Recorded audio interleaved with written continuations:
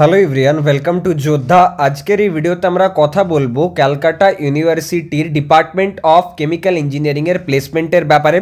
তো দেখো, এটা 2023-এর প্লেসমেন্ট সিনারিও এই ভিডিওতে যা কিছু আমরা ডিসকাস করব।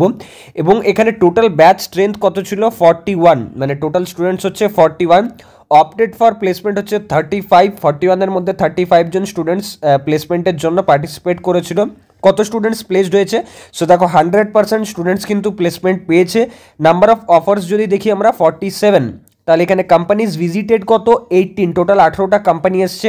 এবার এর মধ্যে যদি আমরা দেখি যে মানে কোন কোন টাইপস কোম্পানি এসছে, তো দেখো 10% হয়ে যাচ্ছে তোমার কোর কনসালটেন্সি অ্যান্ড ইঞ্জিনিয়ারিং। তারপর যদি 40% দেখি তাহলে সেটা হয়ে যাচ্ছে কিন্তু তোমাদের core engineering.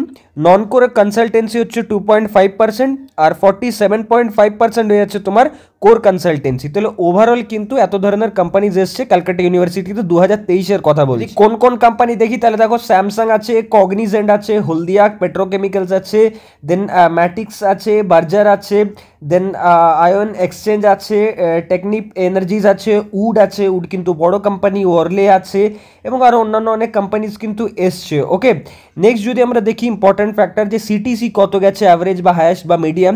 So medium CTC দেখো 6 LPA গেছে, অ্যাভারেজ সিটিসি হচ্ছে 6.3 LPA, হায়েস্ট সিটিসি যদি আমরা দেখি তাহলে 7.5 LPA। এখানে যদি দেখি অপটেড ফর একাডেমিয়া, তো 5 জন স্টুডেন্ট গেছে, ইন্টারন্যাশনাল একাডেমিয়াতে গেছে 3 জন, আর ন্যাশনাল একাডেমিয়াতে গেছে 2 জন। তাহলে এটা যাচ্ছে ওভারঅল 2023-এর কেমিক্যাল ইঞ্জিনিয়ারিং ডিপার্টমেন্টের ক্যালকাটা ইউনিভার্সিটির placement scenario.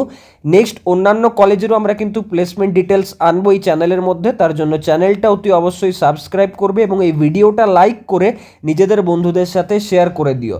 Thanks for watching.